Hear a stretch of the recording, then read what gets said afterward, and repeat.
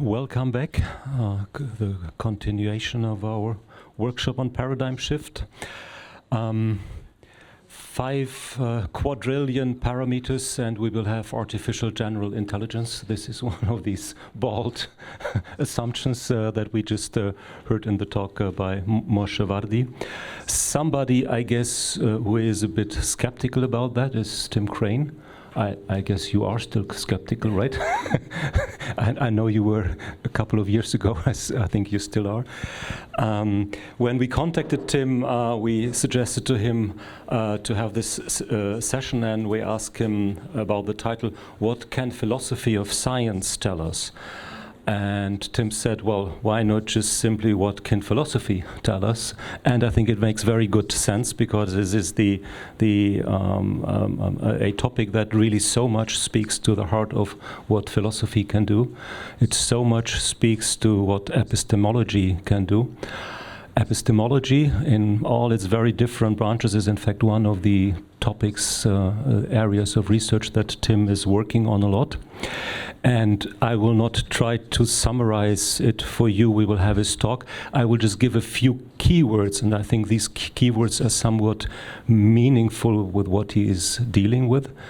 If we do this move with these few words from intelligence to knowledge, then to consciousness, and then maybe even on to intentionality, which is also a very classical philosophical topos, especially in the branch called phenomenology. That is always a bit mysterious to non-philosophers. I think this is also a topic that you're very interested in, intentionality. But I think this shift, knowledge, consciousness, intentionality, already opens a vast space of what you are doing and what you will be presenting to us today. Tim Crane is a professor of philosophy at Central European University here in Vienna. Not only is he a professor there, he's also pro-rector of this institution, which adds a bit of extra responsibility to you.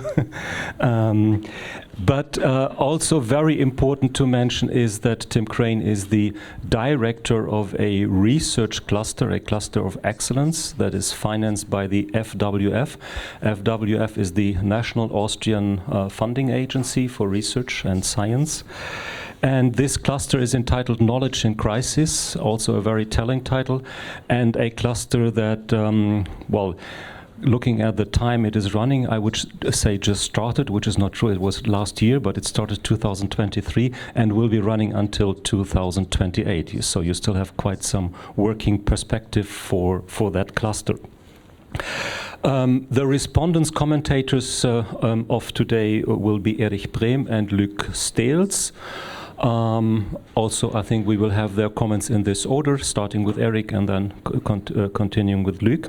Erich Prem is a computer scientist, AI expert, philosopher of technology who, among very many other things, he really works on very many things, among other things works on innovation research and also as epistemology, and this is what closely links his work also to that of Tim Crane. And Ludger Steels, we just had a talk and I asked him about his biography, because he's definitely one of the pioneers of AI and a computer scientist, but also in his CV I found that he's an artist, and he said, yeah, maybe an artist, but definitely somebody who is very close to the arts and to the field of art in very many different fields of art, like music and opera, you said, is one of them. And looking at his CV, it is super impressive to see all the institutions that Luc has been worked for, collaborated with, has been a fellow of institutions globally, but, and I think this is also an important observation, but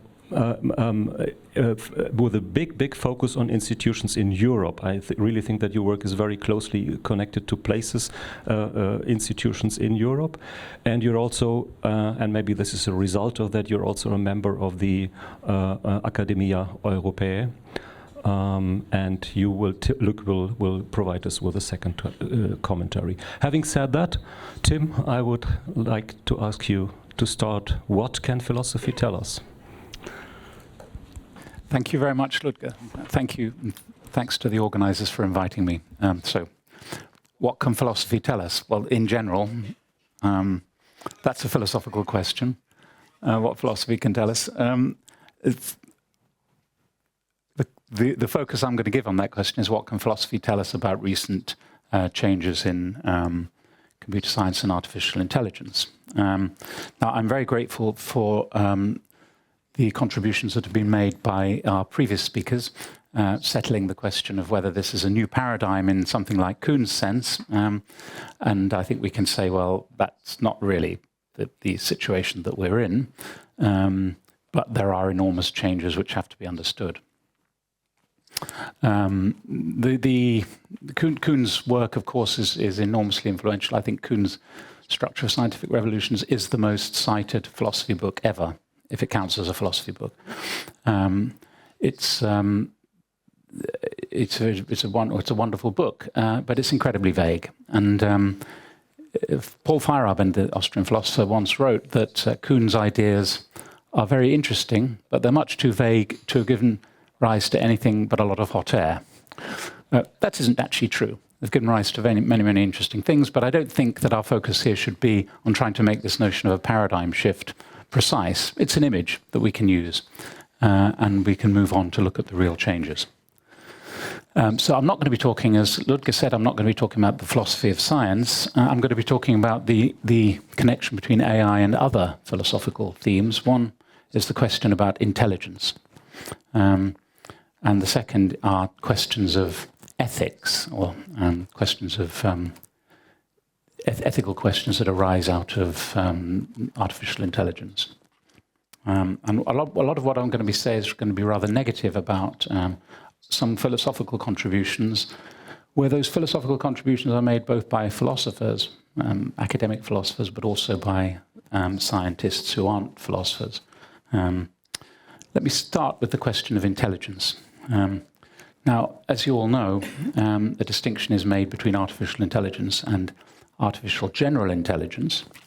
Artificial intelligence as the broad, sometimes defined as the science of thinking machines, that's sort of ambitious description. And of course, people realize that in order to create genuine thinking machines, we must create something that they've labeled artificial general intelligence. So we don't just have special purpose machines like Deep Blue, AlphaGo, ChatGPT, and so on, but we need something like general intelligence as we have it. And this seems to be the consensus, that we will not reach genuine thought or genuine intelligence, whatever that exactly is, just by throwing together lots of special purpose machines. Now, there's a nice irony in this because Hubert Dreyfus, in his book published in the late 60s or maybe early 70s, I can't remember. You can see I'm not a historian because I say things like the late 60s or early 70s. It was a book called What Computers Can't Do, in which Dreyfus argued that computers will never be able to do the kind of mental things, the mental operations that human beings can do because they lack the sorts of things now that are labeled under the heading of artificial general intelligence. Being able to turn your mind to any particular problem, being able to understand basic common sense assumptions that underlie normal reasoning. And these points were made by Dreyfus. It was very controversial. He was derided by many, including philosophers and computer scientists, but he persisted with this point, and I think after his death, he's been proved right, that this is the view now among AI researchers, that in order to get, if there is such a thing as getting genuine thinking machines, then it's got to have artificial general intelligence. So Dreyfus made a lot of silly points along the way, but that's not the point. The main point was that he was getting at this claim, which is now widely accepted. So there's something philosophy can teach you. A lot of philosophers, on the other hand, are very optimistic about the possibility of artificial general intelligence. David Chalmers, who was mentioned yesterday, who's, it's fair to say, I think, one of the leading philosophers of mind and consciousness in the English-speaking world. Chalmers wrote in the New York Times interview that artificial general intelligence is possible. There are a lot of mountains we need to climb before we get to human-level AGI. That said, I think it's going to be possible eventually, say, in the 40 to 100-year time frame. So he's a little bit younger than me. He cleverly chose a date that would be very likely to be after he was dead. So he would never have to be held to this promise of the 40 to 100-year time frame. But David Chalmers is a philosophical futurologist, a bit like the Swedish philosopher Nick Bostrom, who gained some fame with his book Superintelligence, where he warned of the dangers of computers taking over the world and turning everything into paper clips. So there are philosophers who are very gung-ho about the idea of AGI. Now you might say, what are philosophers getting involved in this whole thing for? This is a technological, it's a scientific or technological project, whether we can create artificial general intelligence. What do philosophers think that they can contribute from the privilege of their armchair? And that's a good question.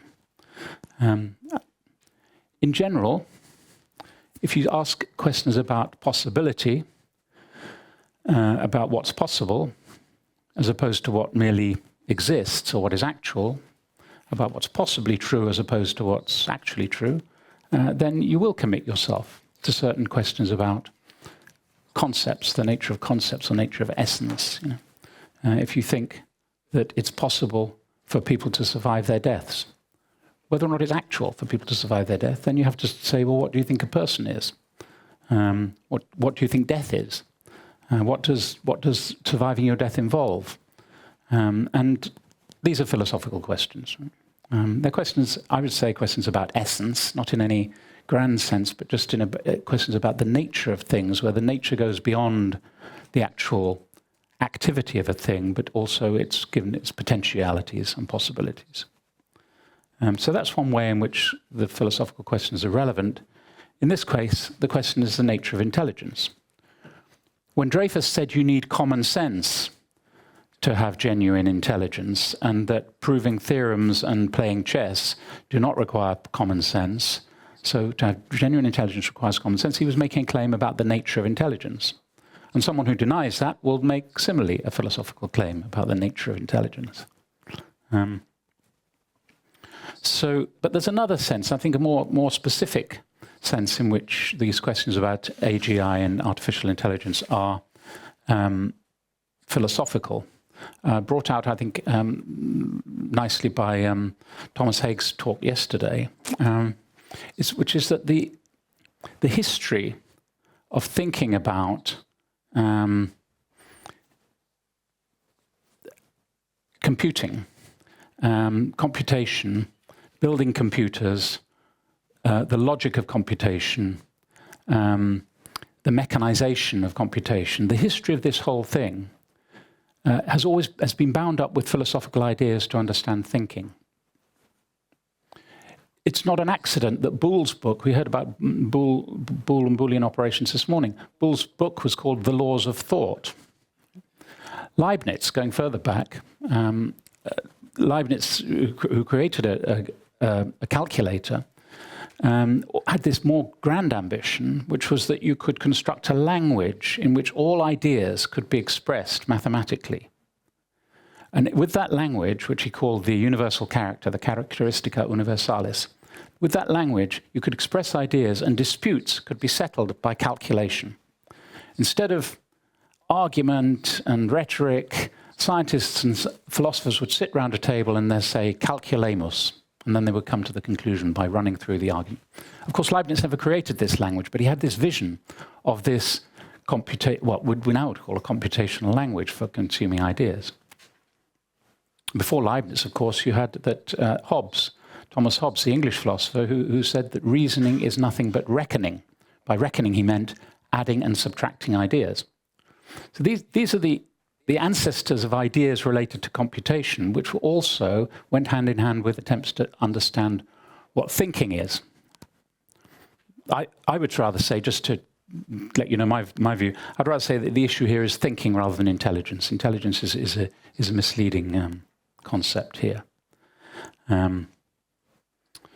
So there are two reasons why we have to get involved with philosophy, because if we think about these things, one is because we're talking about possibilities. The other is, is because the history of this particular phenomenon of both computing, artificial intelligence, thinking machines, and so on, that whole discussion is tied up with the history of understanding thinking. So why does someone like David Chalmers or the other futurologists, why do they believe that we will have artificial general intelligence? Well, here's one reason. I'm not saying this is their reason, but here's one reason that you get in the rhetoric and in a lot of the popular press about this. It's like we generalize from past achievements. We say that we've done ChatGPT, and so on, and all we now need to do is do artificial general intelligence. And it'll just be a matter of time and money, and throwing money and data and energy at the problem. But there's a point, I think, that we need to identify before we jump on this bandwagon, which is that Go, for example, which was one of the great achievements of artificial intelligence, is a game. And when you have a game must have a goal. There must be something which counts as winning or losing the game. Now, some people think you can't say what a game is, you can't define game. Another Austrian philosopher, Ludwig Wittgenstein, said that game, you couldn't define game. In fact, he was wrong about this example. He was right in general, but he was wrong about this particular example. It's very easy to define a game, but I'll tell you that later if anyone's interested. One important feature of a game, the concept of a game, is that a game has to have a goal. And all the other machines have goals too. Face recognition, text recognition, voice recognition, responding to a prompt, which is what ChatGPT is. You have to respond to a prompt with a grammatical sentence. You have a face recognition, which means labeling an image with a piece of text. That's the goal. The goal is to get the image labeled with a piece of text. And there's such a thing as achieving the goal and such a thing as not achieving the goal. So all these programs have goals. I'm stating the obvious. They're problem solvers. There's a problem you have to solve, and you try and build a machine that will solve it. So if you apply this to intelligence, then there's this nice, rather concise remark by François Chollet, who says that if intelligence is a problem-solving algorithm, then it can only be understood with respect to a specific problem. That's right. So the goal here is essential to all these things. The goal, or the problem that you're trying to solve. If you're going to write a computer program, you don't just say, oh, I'll just put whatever comes into my head and have a list of operations and see where they end up. You're trying to do something. You're trying to get something. If there is no goal, then there wouldn't be such a thing as successfully or succeeding or failing to achieve it. Right?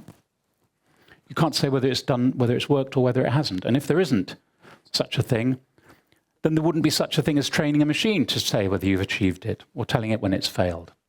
So I take these to be basic points about the concept of a goal or a problem that needs to be solved. You have to say what the problem is, then you can say whether the machine has solved it. And that's what all these AI machines are doing. They've got specific problems which they solve. That's what computing is. So to get artificial general intelligence, you have to say what the goal of general intelligence is. And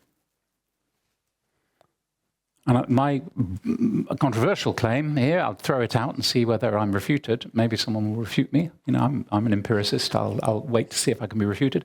I think no one in AI has any idea what the goal of general intelligence is. And there's a reason for this. Well, there are two possibilities. One is that it's a very, very difficult and deep question, what the goal of general intelligence is. And it needs more empirical investigation and a lot more money. Or maybe it's not a very good question. Maybe general intelligence doesn't have a goal.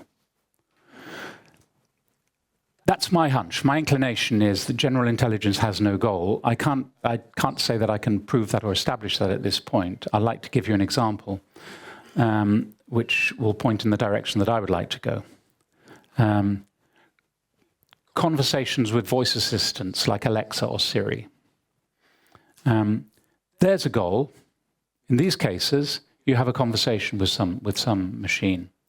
Often these conversations will bottom out with, here are some internet pages related to your question. Right? If the goal of conversation were to achieve information, which some people have said that's the point of conversation, right? Then this would be a good way of implementing that goal. The inadequacy of conversations with voice assistants suggests that isn't actually. When your children try to talk to Siri and try to make jokes or say something or explain something to Siri, and Siri is a very impressive achievement, but it's not a conversation. My view is that there's no goal to conversation. There's no one goal. Conversations have many goals. There's no such thing as the goal of conversation. And that's my analogy with the goal of general intelligence.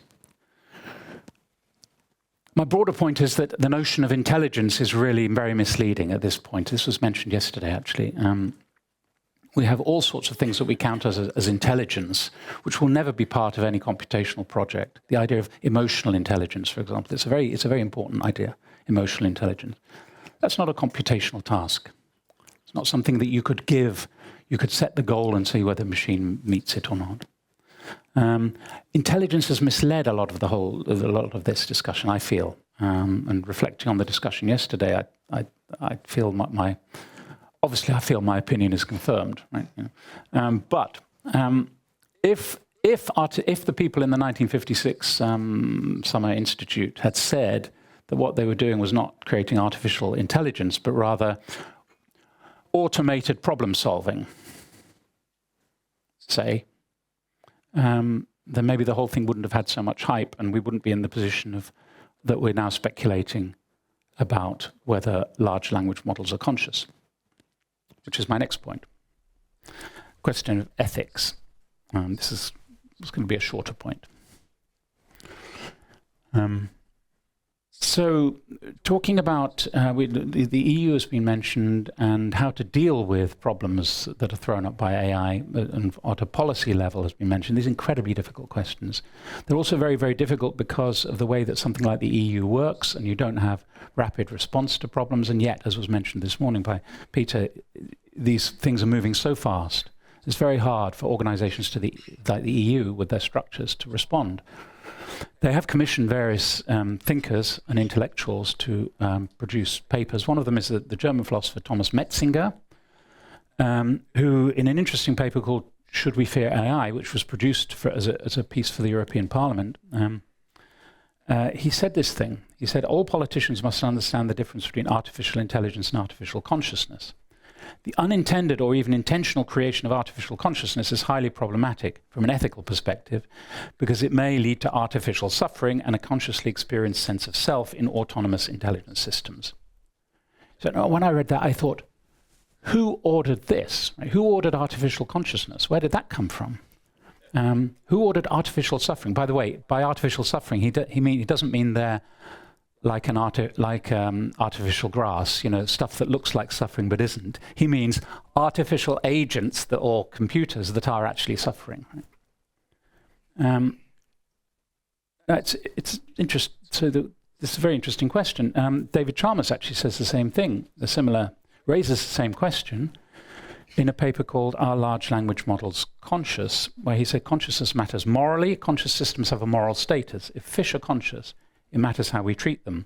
They're within the moral circle. If at some point AI systems become conscious, they'll also be within the moral circle, and it will matter how we treat them. More generally, conscious AI will be a step on the path to human-level artificial general intelligence. It will be a major step that we shouldn't take unreflectingly or unknowingly. So my question is, why do people ask these questions? How do we get to this point of asking whether large language models are conscious? Yesterday, Sepp Hochreiter said that the large language models are just databases, and actually he's trying to be provocative, but that's a question. How can a database be conscious? Right? Is that a good question? The question of the extent of the moral circle is, of course, very important. Should we extend the moral circle, beyond humans and animals to other creatures where we're not sure about their moral status, like oysters or something like this, or insects? What would we say about alien life forms who came here? These stock questions for philosophical introductions to ethics. But why think that it would ever apply to computers? Why would you ever think that you should extend the moral circle to a computer? So I think this is a question that requires not an answer, but a diagnosis. It requires we'd figure out why we got into a position of asking this question. Here's one idea. And this comes from Christoph Koch, who is a distinguished neuroscientist. He says that if you were to build a computer that has the same circuitry as a brain, this computer would also have consciousness associated with it. So suppose you could do that, then if it was conscious, then this would be something that was capable of suffering because it had consciousness. But look at all the assumptions that are built in here. One is that everything that the brain does is computational. Now let me hide that bit. Let's distinguish the idea of making something which is a physical copy of the brain. Supposing you could do that, of course, physically, materially impossible, but kind of in principle possible. The brain is just a material organ. Supposing you could create in every detail a material replica of your brain that did everything that your brain did, then would that thing be the seat of consciousness? And I want to say, if it did everything that your brain did, then of course it would. That's not the question. What Koch says is that if you produced a computer that replicated the circuits in the brain, then that thing would also replicate consciousness. So he's assuming there that everything that the brain does or produces is a computation. Right? And of course, that's hugely controversial and probably not true. If there's anything we know about consciousness, we know that only organisms are conscious at this point. Right? Whether other things other than organisms can be conscious, we should leave that question open, but we have to have a reason for thinking they're conscious. I have no reason to believe this table is conscious or that camera, for example. And yet I have every reason in the world to believe that you are all conscious. So let's start with what we know. And we don't know that everything in the brain is a computation. Let's put to one side the question of whether everything in the brain can be modeled computationally. This is another question. Since the brain produces consciousness, here's another question. Right? The brain processes producing consciousness must have a goal. If consciousness were the product of a computational process, then there'd have to be some goal. And what's the goal of consciousness? Again, I think that's where we reach a dead end, and we realize we shouldn't be asking that question. The idea that consciousness has a goal. There are other questions in the vicinity, like why did consciousness evolve? That's a difficult question. But there's every reason to think consciousness did evolve, but why consciousness evolved is another question, and there's a lot of speculation about that. That's not the same as saying that consciousness has a goal in the sense that a program has to have a goal. You could say, well, consciousness is a side effect of these processes. Well, maybe. Maybe it's an emergent phenomenon. Maybe if you put enough computation together, you'll get consciousness. How do you know? We certainly don't know it from what we know about computers. So, and another idea would be that consciousness itself is the goal. I've mentioned that. It's really not clear what that means. So, it seems to me that in thinking about the ethical questions about AI, the ethical questions that are posed to us, and now there's a huge amount of interest, and particularly in Europe, actually, institutions are being built on. Oxford University has an institute now for ethics in AI, and it's a pretty well-funded institute by British standards, not by the standards of Google. But there's an Institute for Ethics in AI. So what are the ethical questions in AI? My view is that what we should do is look at real existing AI, rather like real existing socialism. Real existing AI is the thing we should be looking at, not fantasy AI. We shouldn't be speculating about about whether large language models are conscious. Or rather, of course we can speculate about that. In philosophy, we speculate about everything. Of course we can speculate, but that is not a pressing issue for AI research. The concrete problems are more serious. They're immediate. One of them is excessive reliance on mechanisms which we know to be epistemically unreliable. Someone mentioned yesterday using ChatGPT as a search engine. That's not what it's designed to do. What it's designed to do is to produce grammatical sentences, and it does that incredibly well, alarmingly well. But when people, and here's a point, I mean, when people talk about ChatGPT hallucinating, this is a very misleading word for what ChatGPT does, because hallucination is something, say, in human beings, where your visual system malfunctions. What your visual system is meant to do is to provide information about the visual environment. That's what it's supposed to do. When it doesn't do that, and you hallucinate, then it's failing to do what it was supposed to do. When a ChatGPT hallucinates, as they call it, then it's not failing to do what it was supposed to do. It's still producing sentences which are grammatical. It's not supposed to produce things that are true or correct representations of reality. It's doing perfectly well as it's what it's designed to do. How to get it then to be a correct representation of reality is a huge question. But this is why I say it's epistemically unreliable, and this is one of, I think, one of the reasons why our project Knowledge in Crisis is interested in a lot of these uses of AI in the construction of knowledge. So that's one question. Another question, then a lot of these things are familiar. Questions about privacy and the invasions of privacy. Questions about political questions about privacy, but also there are the questions about cybersecurity and whether AI can be used to undermine crucial computer systems, for example. This is an ethical question, but also a political and a policy question, of course.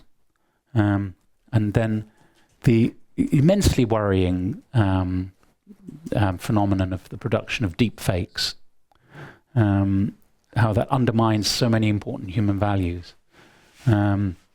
Plagiarism, not just the plagiarism by students, but the plagiarism by the large language models themselves, in effect. Well, that's a silly way to put it because they're not intentionally plagiarizing, but they're using all this material out there to build the responses to the questions.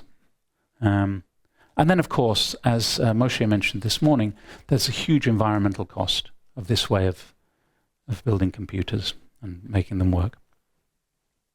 So these are the real questions, it seems to me, not questions about whether computers will ever be conscious. So these are my conclusions. I say that AI does raise many urgent philosophical questions about ethics and intelligence, and partly, as was said this morning, because it's happening so quickly, and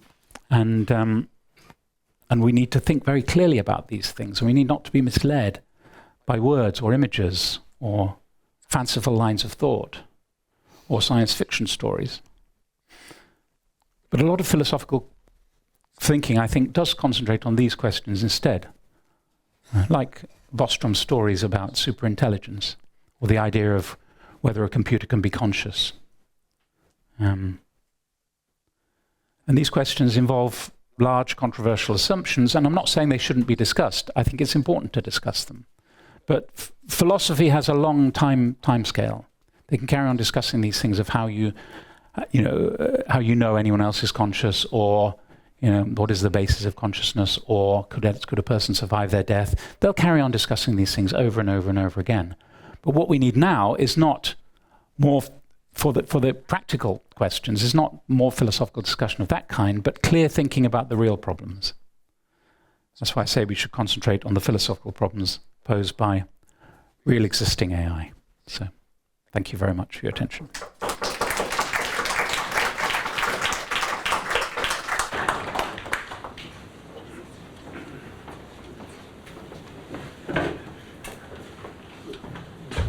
So thank you so much, Tim, for this presentation. For the first part of your talk with this outlook on artificial general intelligence. So an intelligence that is not just a special purpose machine like face recognition, text recognition, or responding to prompts, but something uniquely different, and leading to your main question, as I understood it from the first part. What would be the goal for this artificial general intelligence, if any, if there can be any, and what would it be? And the second part then dedicated more to the ethical considerations that you were raising and to the more concrete problems that you put at the very end, instead of speculating about something that we still don't have. We will continue with the comments first. Erich, you will start, please. And you have to be in the center somewhere. My best to be in the center. All right, thanks so much for having me, and of course, Tim, thank you very much. If a respondent is meant to disagree, I'm not sure I can offer that, but I'll try to explore some other aspects. It's a particular pleasure to talk before Luke Stales, who in a sense is responsible for me standing here, because had I not been to Trento building Lego robots, I had never met Rodney Brooks, would have never made it to MIT, and wouldn't be here in this position. So this is fantastic. First of all, what is a contribution? So we are supposed to talk about the contribution of philosophy to this field, and I think that's not such a clear question, especially for computer science. What philosophy can contribute, and you have made this very clear, are doubts, concerns, eventually concepts sometimes, such as what is intelligence, what is questions are useless, says Wittgenstein, but how should we specify precisely what intelligence is, what knowledge is, what a simulation is, what intention is, and I think these are concepts that have been studied obviously for hundreds of years, some of them in philosophy. And they have been answered with some precision. So, as you said, I mean, philosophers for hundreds of years have been debating some of these concepts, and it's not that they are delivering results that can be immediately put to use for constructing systems, but at least they have created a wealth of knowledge about where the issues are, what the problems are. So let me just, one example that recently, I mean, is a recurring topic, but has been really discussed since Heraclit, the trolley problem, which I'm not going to explain what it is, but it has filled small libraries. So it is probably worth looking into this if you find yourself being an AI researcher dealing with this problem, and at least understand why it's maybe a wrong question to ask. And this is something that you will often get. So that's what the contribution from philosophy is and what you can expect. As concerns the possibilities, I'm a bit more skeptical, because as you know, I also work in the philosophy department. It's the philosophy of technology, but still I'm kind of the engineer there. And then I always have to explain to my philosopher friends that they are sometimes much more optimistic about, as you also pointed out, what engineering can do. And I'm usually the skeptic. Then I tell them why this isn't possible and why robots are very unlikely to achieve what they are predicting they will do. And Luke Stales knows what I'm talking about, when rubber bands go off and anything to do with robots just doesn't work ever. And so this is really difficult. So philosophers find it sometimes hard to understand where the boundaries of the technology are, where the limits are, what the potentiality really is. And I think this is the interesting knowledge that can come from informatics to philosophy, whereas the other direction, I think, is fairly clear. Okay, and I wanted to answer, the goal of talking about general AI is, of course, selling it. So I think that's very clear to me. I see three major fields of contributions from philosophy to AI in particular. So one is epistemology, as has been alluded to. I mean, epistemology is a very old field of philosophy. It's unsurprising since basically since Plato, where knowledge is justified through belief, very much the logic view of things, I would argue. But more modern conceptions are perhaps more interesting, where knowledge is regarded a generalized capacity to act, as Adolf Steyer mentioned, or a model for reality rather than a model of reality. And this is maybe where ChatGPT comes in. It's something that we can use in order to deal with the world. And I think this is an interesting conception that is probably worth looking at. The modern contemporary philosopher Byung-Chul Han, a German-Korean philosopher, argued that the reason why these knowledge-producing systems are not enough is that theory is also a choice. Theory is something that we choose in order to look at the world. It is not enough to just find statistical correlations in the world. We also, as humans, have choices of how we want to look at the world. And this is what's missing typically in purely statistical systems.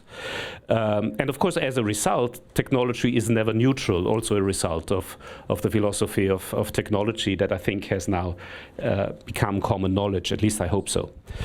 And then, of course, there is the big field of language philosophy of language and philosophy of cognition that you also mentioned, and you mentioned Wittgenstein, and I think, of course, it has been mentioned so many times that it's difficult to repeat it. But this move from early Wittgenstein to late Wittgenstein, which I think is practically reflected in from symbol systems to maybe ChatGPT, when we end up defining the meaning of a word as its function in a sentence. I mean, if you know how ChatGPT works, this is precisely how it works. Huh? This is late Wittgenstein's views, but Wittgenstein is telling us also something about the limits. Wittgenstein is pointing out that language is not just for communication, it's not just for modeling the world, late Wittgenstein that is. It's about praying, it's about playing games, it's about acting on stage. And all of these things, well, to some extent you can do with ChatGPT, but not really. These are the things that ChatGPT, I would argue, can to some extent simulate. But can it really play? Does it really act? And especially if nowadays ChatGPT becomes limited because it's basically censored, asks questions of the ethics of language. It asks questions about, as Wittgenstein would say, whereof one cannot speak, thereof one must be silent. And this is now taken to actually actively silence certain forms of speech, and then we arrive at power. I think I have to come to an end, right, very soon. So questions of power that, of course, have played a big role in modern philosophy of technology. So let me just mention Bruno Latour here, who also recently passed away and perhaps died just in a time where I think ChatGPT was out, but he couldn't really comment on it. But I think he would have been really interested in it. Bruno Latour describes technology as something that, and especially the role of scientists and researchers, as something, somebody who demonstrates power with knowledge. So his example is a historic example where Archimedes uses the lever to move ships from the shore back to the sea in order to demonstrate to the king of Hiero what a little power can do if only you know how to construct a lever. And Hiero is fascinated by the idea and recognizes that this is really something that can be used in order to be powerful. This is where knowledge through technology sits with the powerful, and where the powerful, of course, gives the funding. And I believe from what we have been discussing today, if this isn't a lesson for AI, then I don't know what is. I think I'll leave it there.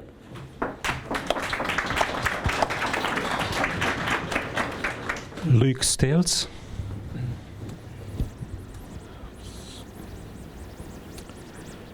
Okay.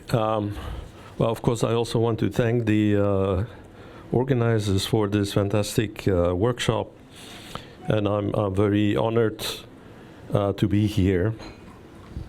Now, there's a lot to say, and this is only 10 minutes, so I will be very selective.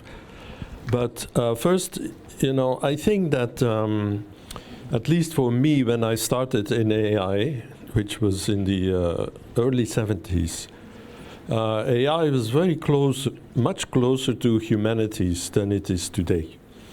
And what I find great about this initiative of digital humanism and so on is to try to bring that back. And actually, my training, I did not start in let's say, a physics department or engineering department. I actually started my education in a department of literature, languages, and philosophy. And I discovered the computer very accidentally because some people in other students were going to course and said, "Well, what is this?" You know. And then once that step is made, I discovered AI, which in the 70s was already a fantastically interesting activity, particularly if you were doing language, like the work of on Schrodlu by Winograd and so on. And so I discovered AI, and then, you know, I thought, well, wait a minute. I mean, these people are doing the kinds of topics that I'm interested in. Why I was going into humanities in the first place. You know, they were thinking about mind, about categories, about truth, argumentation, the relation of language to reality, learning from experience, the notion of self, awareness, a moral compass. So all these topics that are of course core topics in humanities, they are studied in AI, but in a very different way, namely by taking a design stance, as opposed to a descriptive stance or a reflective stance. And if you go back to the early fathers, let's say, fortunately there are not enough mothers, but of AI, and I'm thinking in particular about John McCarthy. I mean, for them, AI was a philosophical project. And there's a paper actually by McCarthy called The Philosophy of AI and the AI of Philosophy. And he was very well aware, and actually they were all, Simon also, and Newell, very influenced by the ideas of the Wiener Kreis. So we are in Vienna, so this is appropriate to say. And this came through the figure of Carnap, who was in Chicago, you know, and influenced a lot. So the whole research program, the logic-based AI research program of McCarthy, is a direct consequence of the ideas of the Wiener Kreis, first generation Wittgenstein, as you pointed out.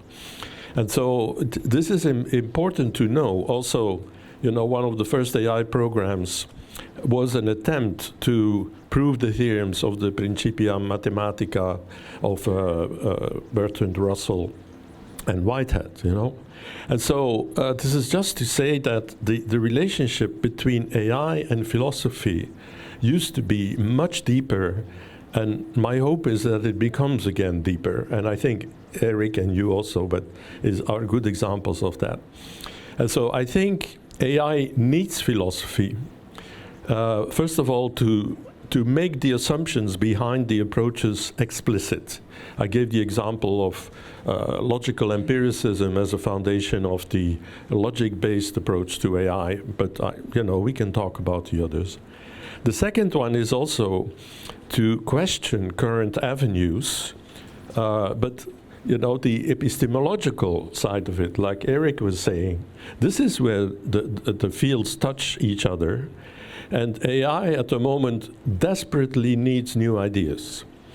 I mean, you could say, oh, wow, fantastic, ChatGPT, the whole world is going berserk, so to speak, but I mean, there are the fundamental problems which we have discussed here, the energy problem, but also the hallucinations, the amount of data you need. I mean, there is a fundamental problem with this particular approach. So we need new ideas.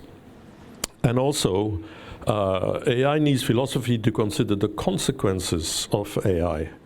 And I mean, if you read this book by Harari, for example, Nexus, I read it. Well, I think Harari sometimes I'm not sure he understands AI really, but still he thinks about consequences, and it's an eye opener.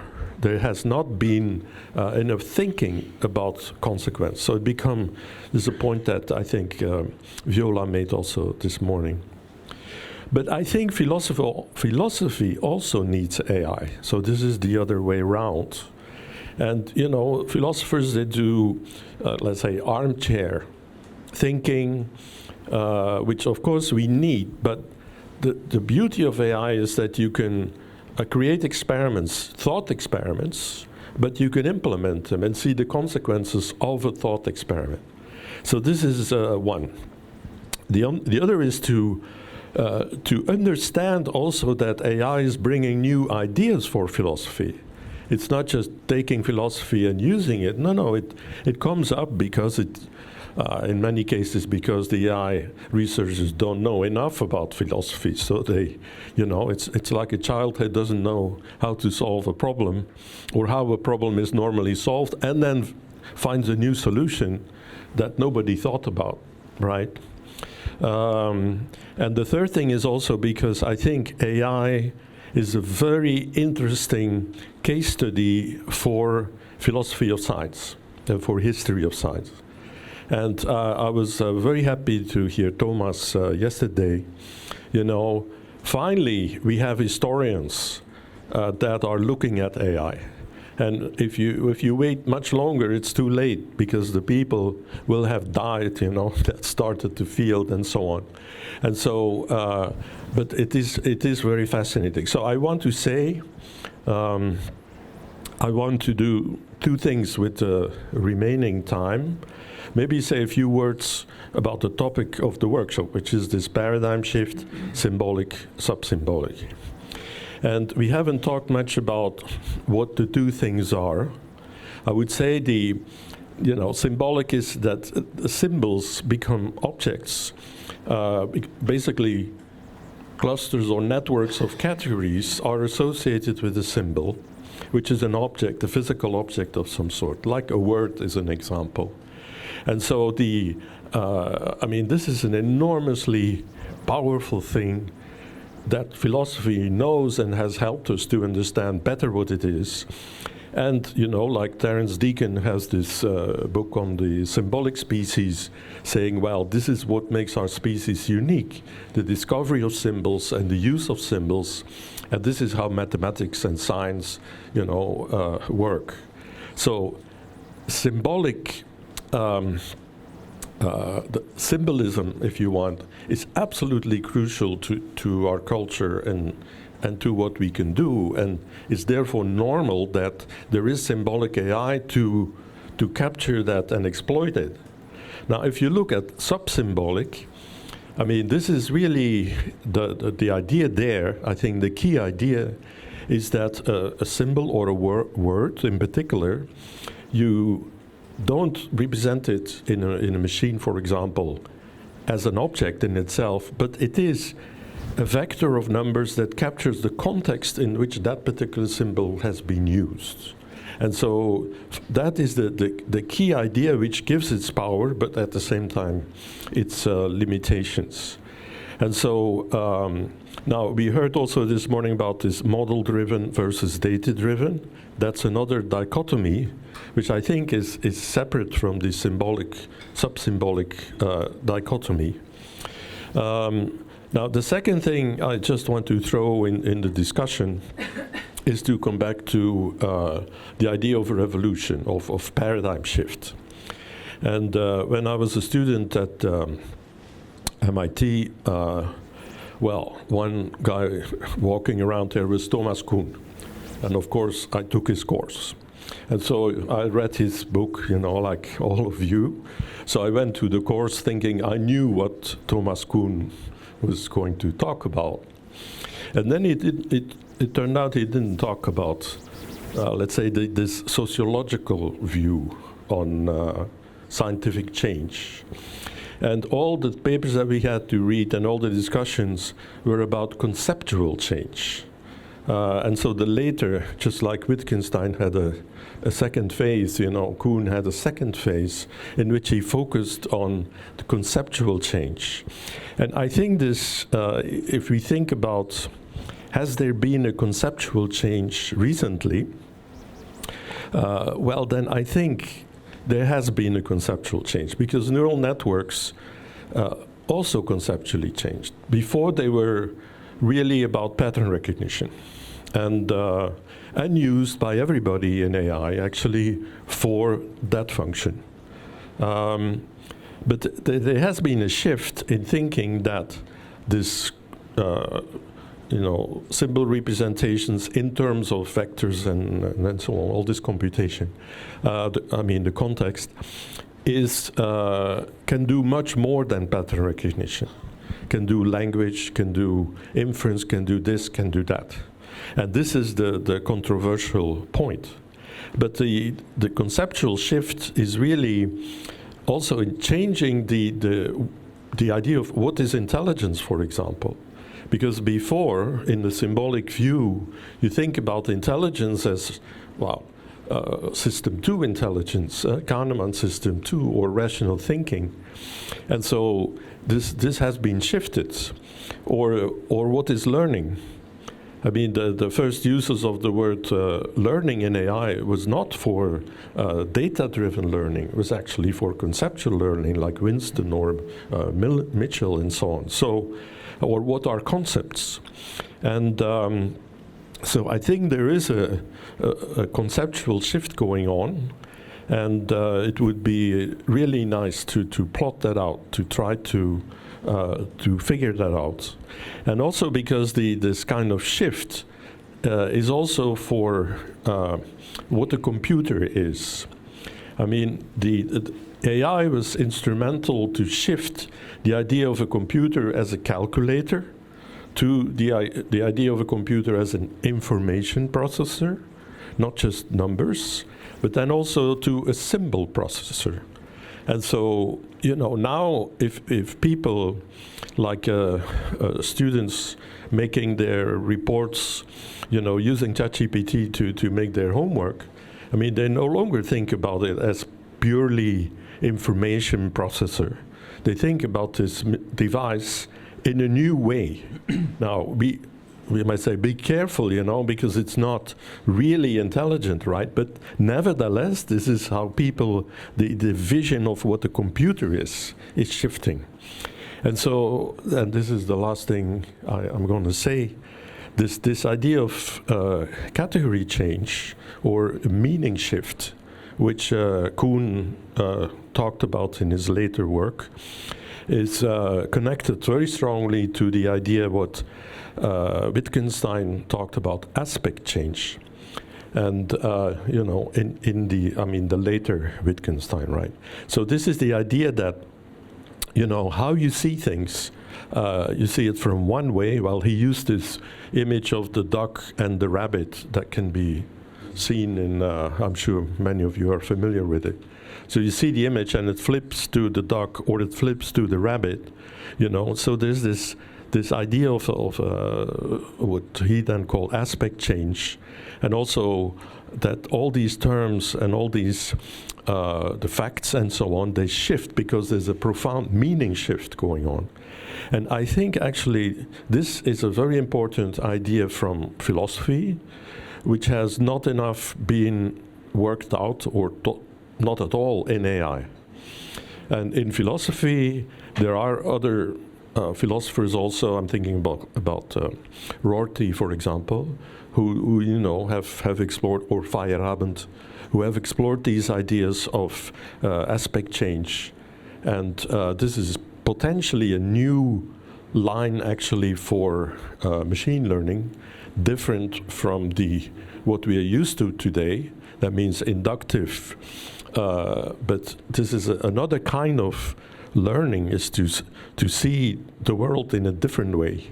And I think earlier this morning, Moshe talked about cosmology and the fact that ChatGPT would end up with the heliocentric view and would never arrive, at the views that Kepler, for example, came to, but they made a meaning shift, right? They, you know, the sun became, well, the Earth became a planet before the sun was the planet, and so on. So it's a total shift of meaning, and both of them, they cannot be together. Like you cannot beat the duck and the rabbit together. So this is just, I think, one, and there are many more ideas from philosophy which have been, you know, present in philosophy, which I think could be sources of ideas for going forward with AI. Thank you.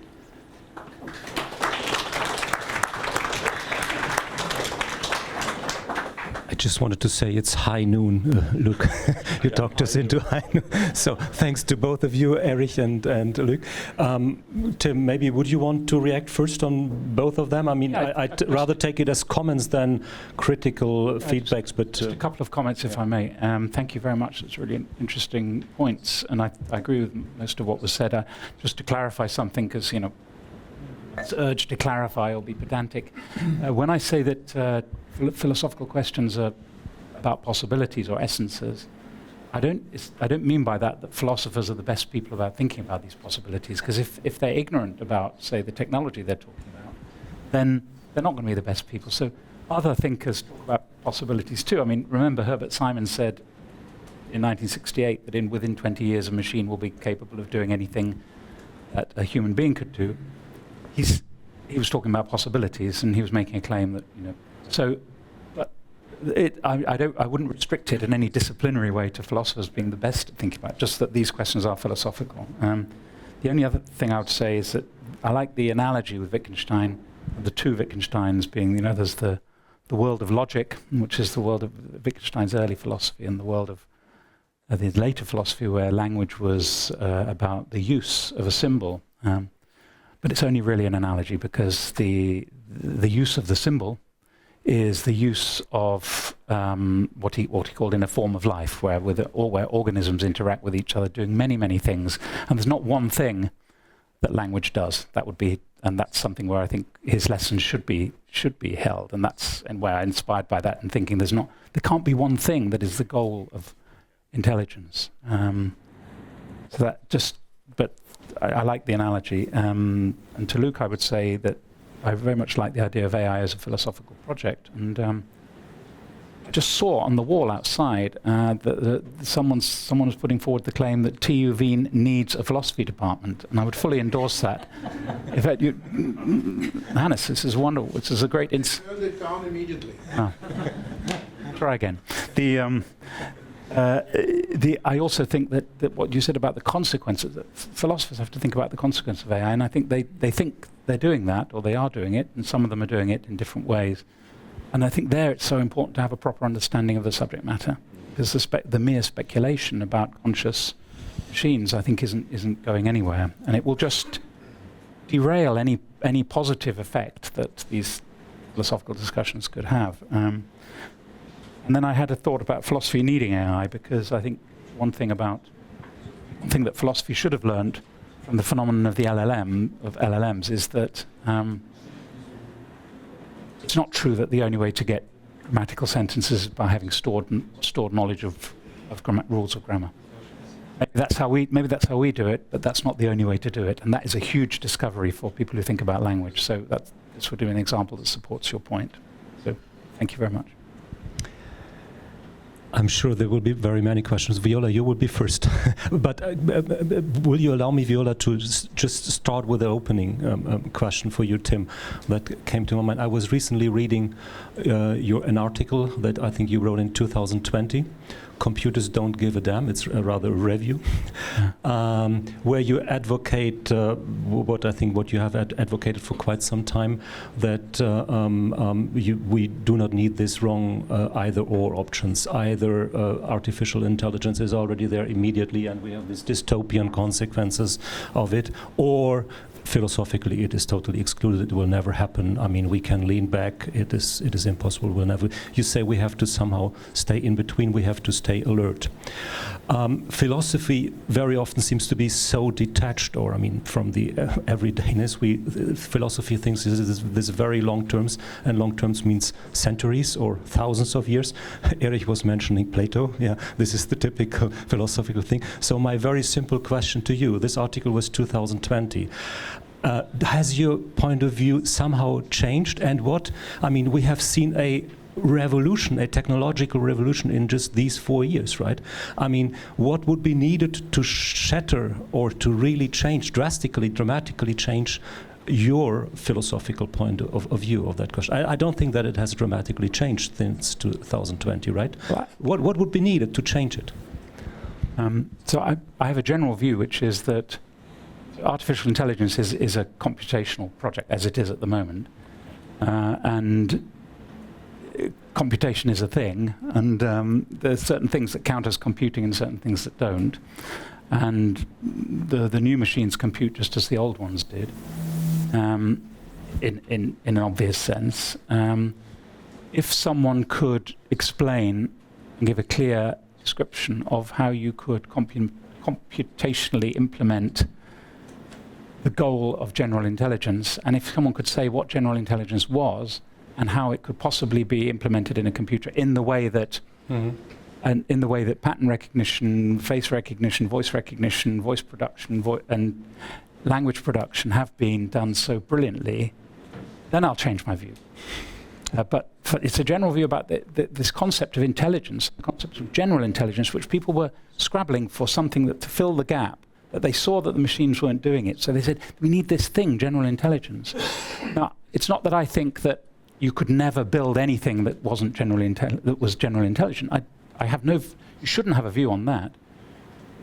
If you could build a molecular replica of me, I'm pretty intelligent. I think, generally, I've got common sense. At least I've got common sense. If I've got common sense, then I would have that replica of me would have common sense, I believe. But that's not what AI does. The other thing I think is important about AI is that AI is not a theory of human thought. Right? AI is not psychology.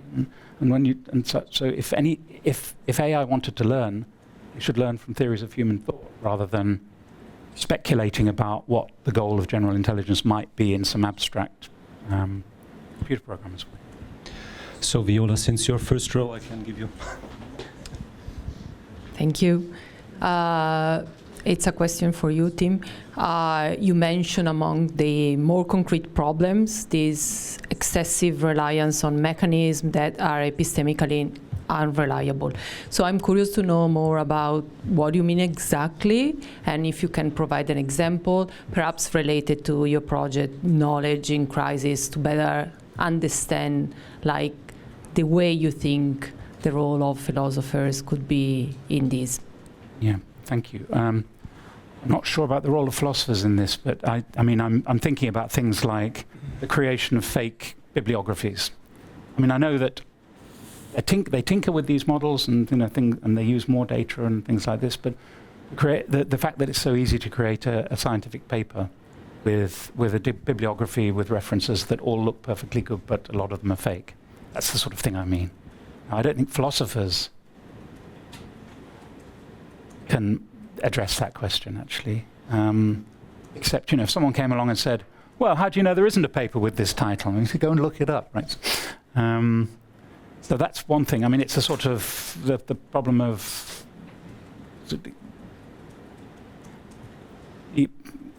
the possible extent of fraud in scientific knowledge.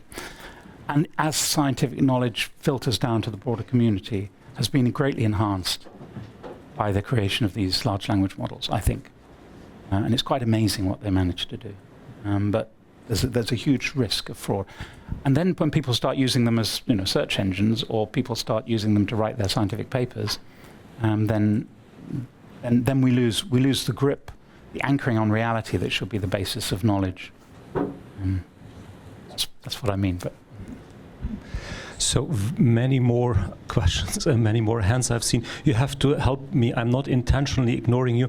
The first one I had was Francesco. Then, yeah, we start with you. Very quick. It's working. Peter, I have seen you. It's very quick question. Don't hear. In fact, it's not working. It is. It's just very soft. Try again. It's working? No? Can you hear me? Okay. No. So, thank you for the talk. One thing that surprised me is that among all these concepts that you have raised, you have not touched the topic of rationality, which I think is central in this discussion about intelligence. Because rationality, what is rationality? Let's say an agent is rational, it has, let's say, right beliefs about the reality, and given a goal, is able to find a procedure, let's say an optimal procedure to reach the goal. So this, I think, is one of the most important aspects that we have to reflect on and also implement in an intelligence system. And this, I think, is also connected with the topic of goal. Goal is not a monolithic goal. It's never a monolithic goal. So when you have a goal, you have sub-goals, no? So when you wanted to implement a tennis player, a robot which is playing tennis like Sinner, you have to have the general goal to winning the game, but also you have to generate a lot of goals, maintaining the equilibrium, going towards the ball, hitting the ball in the proper way. And then when you want to finish when you have finished the game, and you have to make the speech, you have to talk like a Sinner. So which makes now you can scale up, and then there are the goals for general intelligence. Oh, I was agreeing with you until that very last sentence. Yeah. The rationality, of course, yeah, that's very, very important. Yeah, I didn't discuss that, but I mean, I think this is where we really need clear and slow thinking about what rational means. For example, economists have a particular conception of rationality, which is basically self-interest. It's about something like maximizing expected utility. That's their concept of rationality. That is not the concept of rationality that everyone has. So there needs to be a debate about this. To what extent rationality can be computationally implemented is a huge question. Certainly there are things like inference, and there are and goal-directed behavior. That's certainly true, but that's not all there is to rationality. Erich. Yeah, finally, I disagree. Not only with you, Tim, but with Aristotle. I mean, why is rationality so important in this discussion? It goes back to Aristotle, who thought that the distinguishing feature of the human being is its rational mind that we have is one thing. The other one we typically ignore was that we are also political beings, that we live in societies and communities. That has been largely ignored, interestingly, by AI, while we focused entirely on the rational aspects, but knowing very well that this is not all we are. I mean, Luke and I, we Luke more than me, worked in a field which used to be called embodied AI, which has practically disappeared, I think, to some extent, and which made the point that brains were developed in order to move our bodies through environments, in order to find food and not become food, and have sex and try not to die. And that's what our brains were made for. And whether that involves rational reasoning or just a reaction to the environment, both of which, whatever works, I think. So I think there is a danger of overestimating rationality, and that I think there will be the revenge of embodied AI is soon to come. So I have at least now 5 more. We will stop it at this point. I've seen you as well. So we have 5 more questions, comments. I have to ask you to be reasonably short. Please, you're the first. Hey, hello everybody. Thank you all for the lecture and for the commentaries. My name is Robert Toft. I'm from the medical faculty of Comenius University in Bratislava. I'm teaching philosophy. But I also studied computer science, so I see kind of both points, let's say. And I would like to maybe add a point to the list of the things that philosophy can tell us. It's working. Okay, thank you. I think that one lecture we could take from philosophy, and we could say from Plato, is that he always wanted to start the discussion with the clarity and concepts and notions and words we are using. And I think we should stop using words improperly, because words shape the way we think. And what I mean is the term itself, artificial intelligence. And I think the main task is on computer scientists and technicians, because you know what you are talking about. And if you allow other people who have no idea what it is to just use these words and continue normal discussions like you know what it means and that this is what we do, then we are preparing heaps of problems which are of practical kinds. I have students who generated texts and melodies of new songs by ChatGPT, and they have existential crises because that's a true story.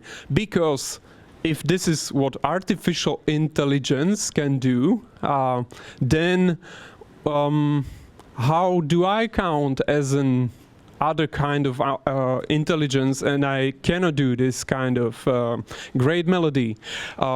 The head of the department in medical faculty expects that in 10 years the medical diagnosis the diagnostics process made by doctors will be redundant, because we have this great progress in artificial intelligence.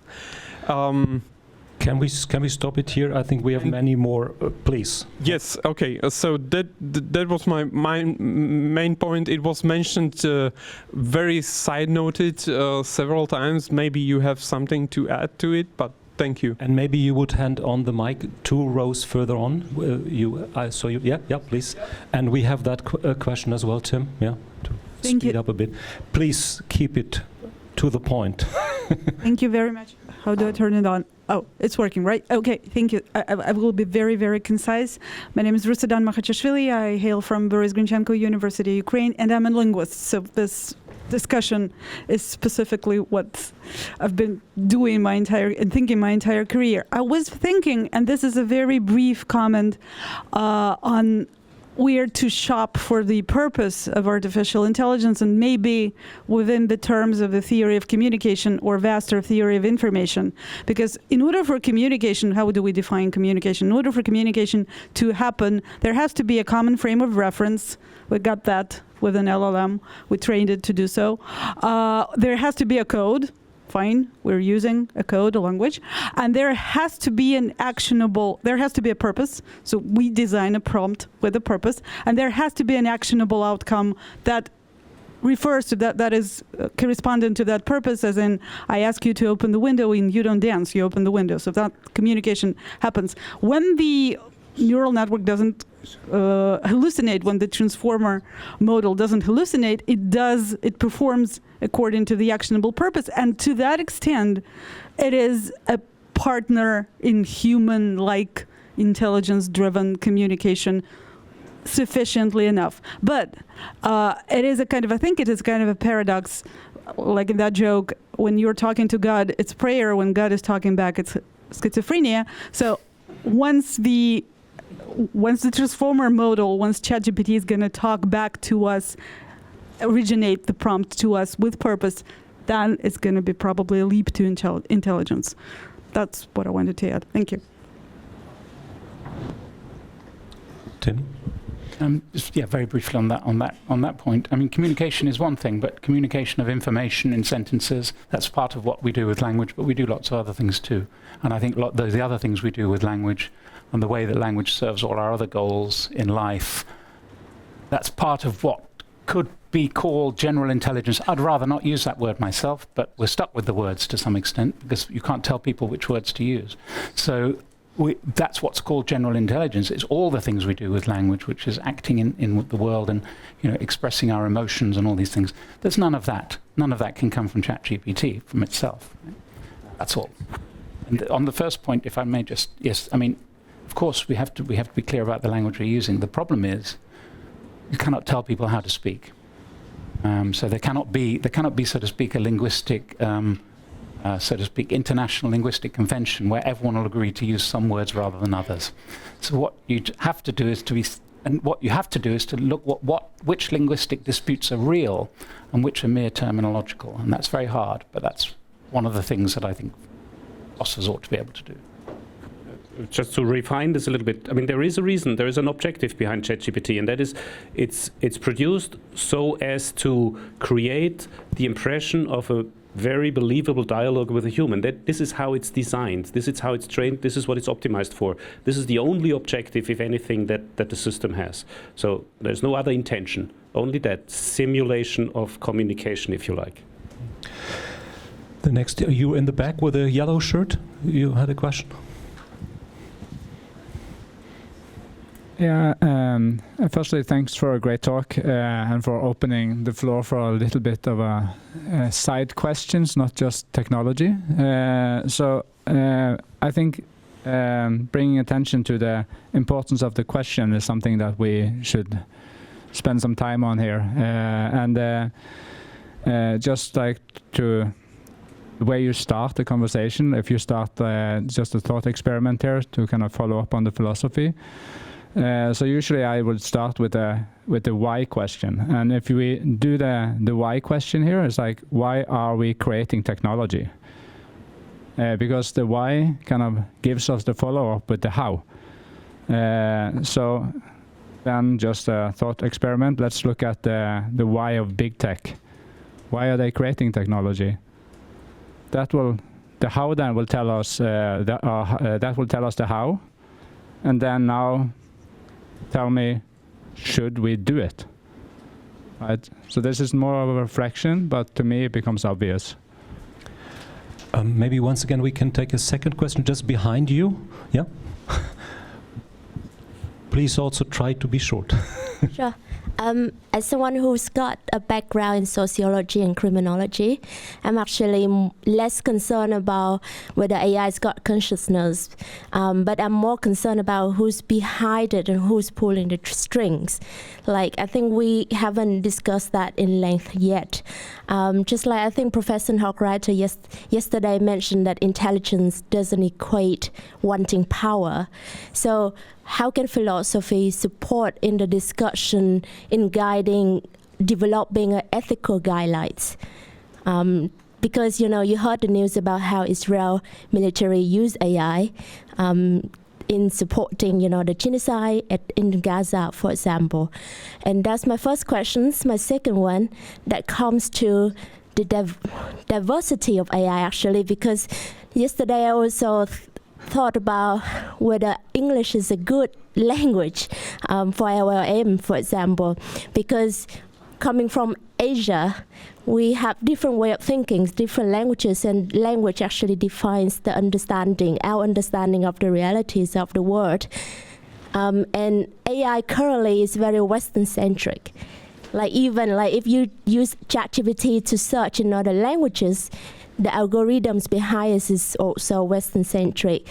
So how can we support the diversity of AI, like imagine, the AI generated by, say, Asians or Africans that would have a different realities and shape. So that's my 2 cents. Yeah, thank you. Thank you, Tim. Thank you very much. Well, there's a lot of questions you're raising about question of diversity.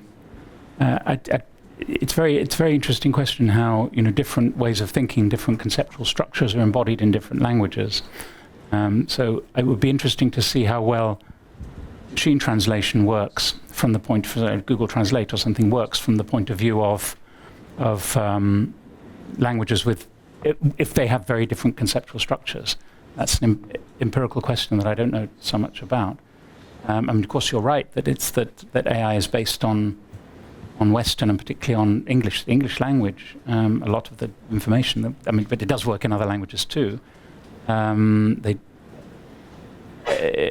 are obvious political reasons for that. There's nothing that, what the philosophical questions are, the extent to which things might be lost in using other languages, or things might not be capable of being expressed using these mechanisms. And I don't know the answer to that question. Your first question was it's about ethical guidelines. Ethical guidelines, this is very hard. This is very hard because, in fact, obviously a philosopher can't do anything about that, but there is an interesting question, which is, should the current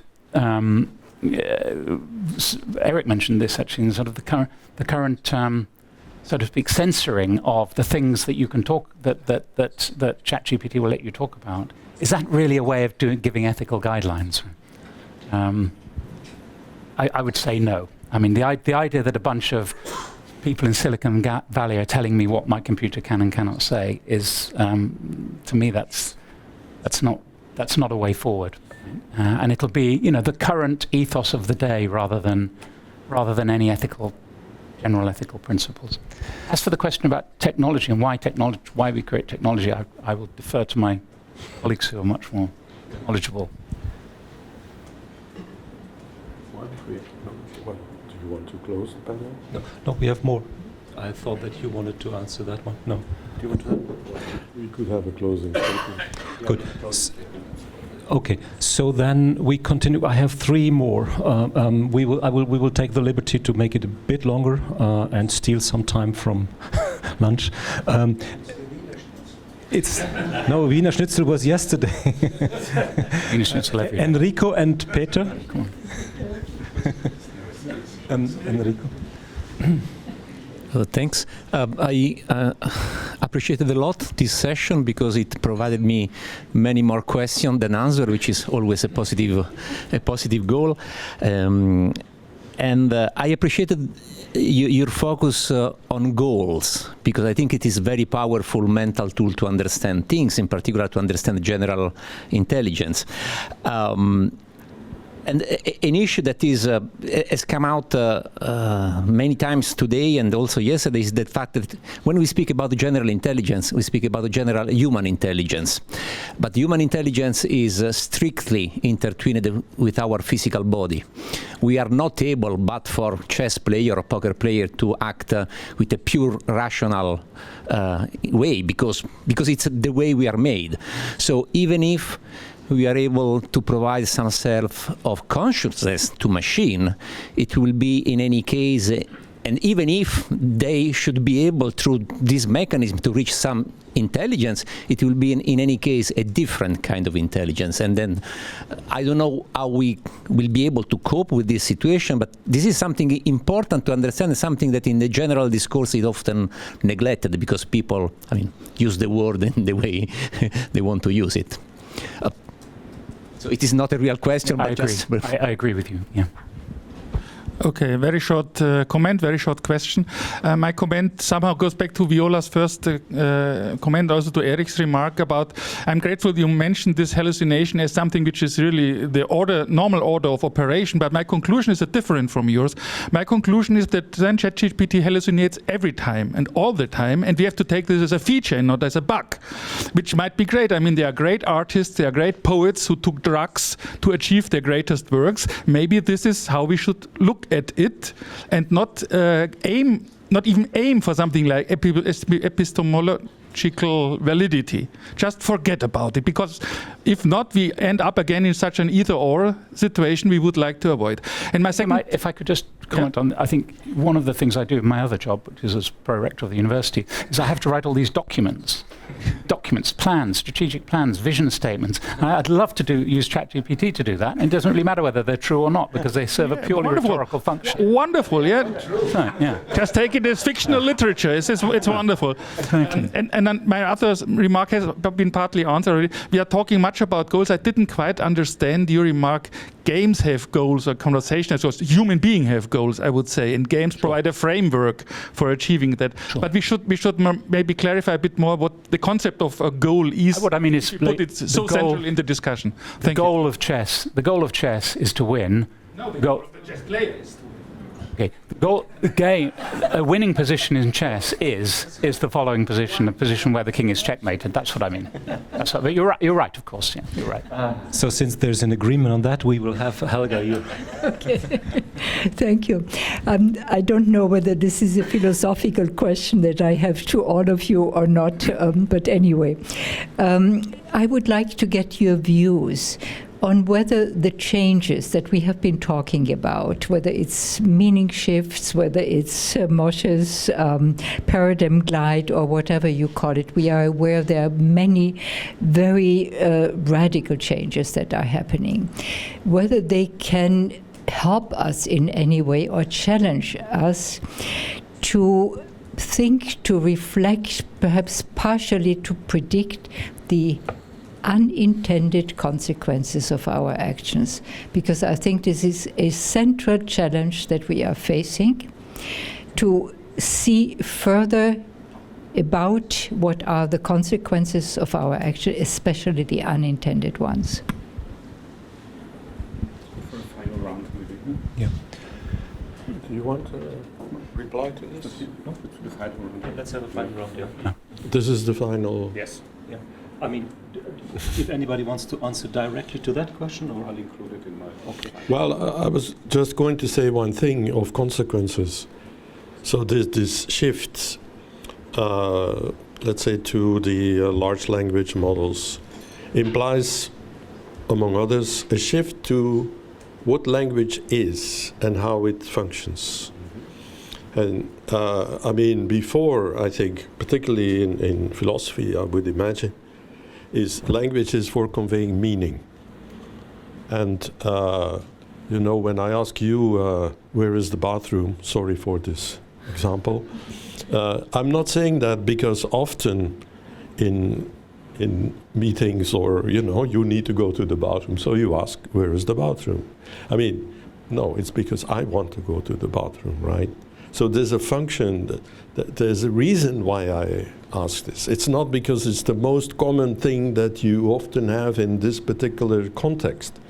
And so this, what ChatGPT is forcing on us is a different way of what language is and how language functions. This is also why Harari or Dennett, by the way, are so upset, because you are, you know, they talk about manipulating the operating system of us, or our operating system.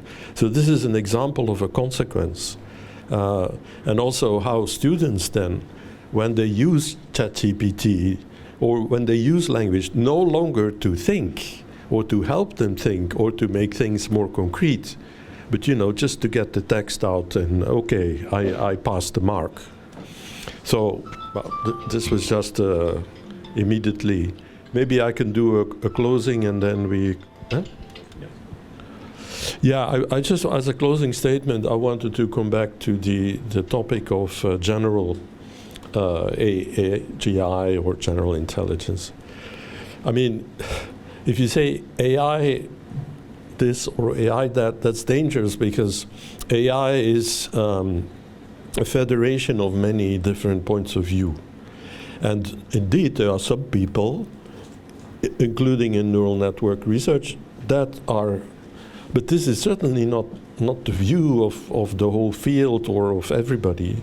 In fact, I mean, Newell, Simon, Shaw, and so on, they talked about the general problem solver. And so this was around 1958, you know.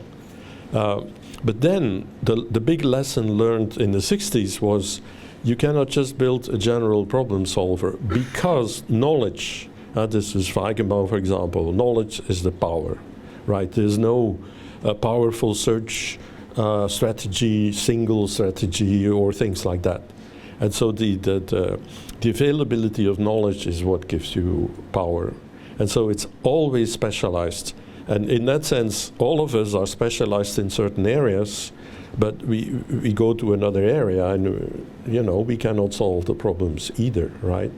And so of course, the mechanisms, underlying mechanisms are the same, and they are shared. And this was already the case. If you build one expert system and you go to the next, you reuse a lot of the software architectures and the mechanism, you reuse them. So there was a kind of generality to it, but it's not that, you know, without doing anything, you would have a problem solver that could do anything. So I think it's a little bit wrong to think that this is really the big thing in AI. Well, for some people, yes, but yeah, I just wanted to qualify that a bit. Yeah, maybe answering to Helga first. I think the changes are massive, and I think they're obviously massive. So they're massive in society, and they will be massive in science, but perhaps for different reasons than what we think currently. In society, the nice thing about AI, which I really like, and about all these discussions about fairness and bias, is that AI is a mirror.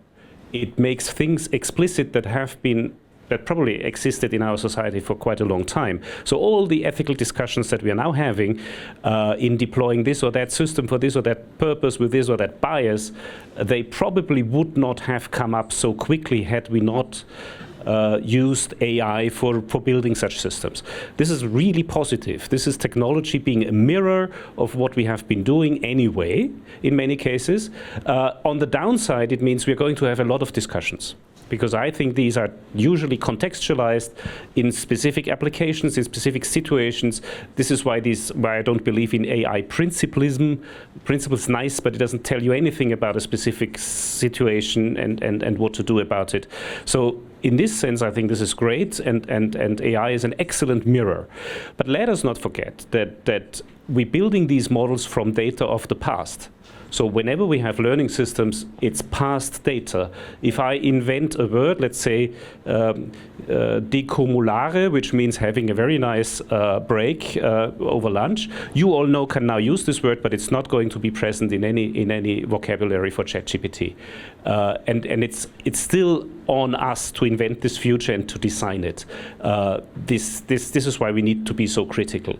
What's the interesting scientific question? The interesting scientific question is that despite all these things we know about hallucination and that ChatGPT is optimized for having nice dialogues, there may be something interesting that it actually captures. I think this is going to be a new object of study.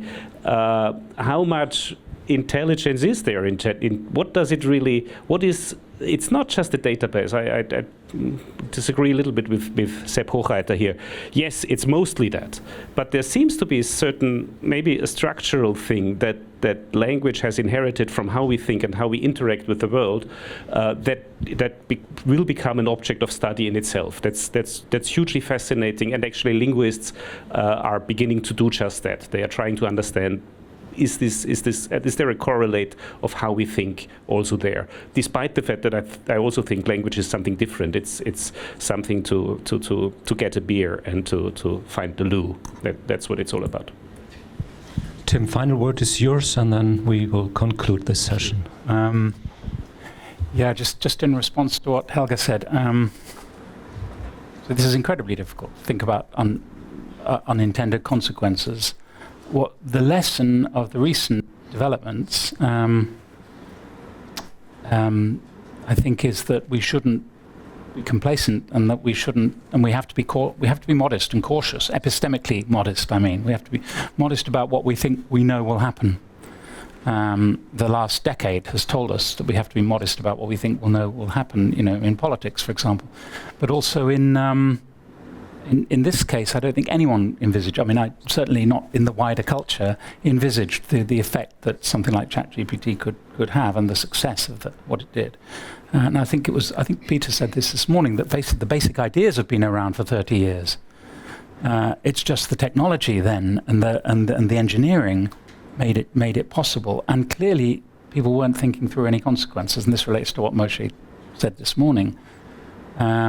How you think through consequences is so difficult, particularly if we're not just going to come down to having lists of banned words, which is coming back to your point earlier on, which is which is the OpenAI's view about how to make the AI ethical, is to have certain words you can't say or certain things you can't say.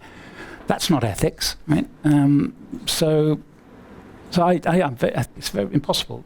It's a very, very difficult situation. But you have to have modesty and not say that certain things are impossible. However, I've just said that I think artificial general intelligence is impossible. Right? So if in 10 years' time it happens, or before I die, it happens, then I'm willing to come back and, as they say in Hungary, spit up and stand under it.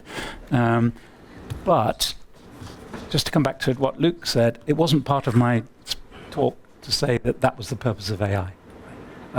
The purpose of the role of the concept of artificial general intelligence is that that's what people say is missing from individual AI machines, which would make them into genuine thinking machines. And it was that idea I was looking at, I wasn't saying AI, the purpose of AI was to create artificial general intelligence, which is just as well, since there's no such thing. That's my view. Thanks.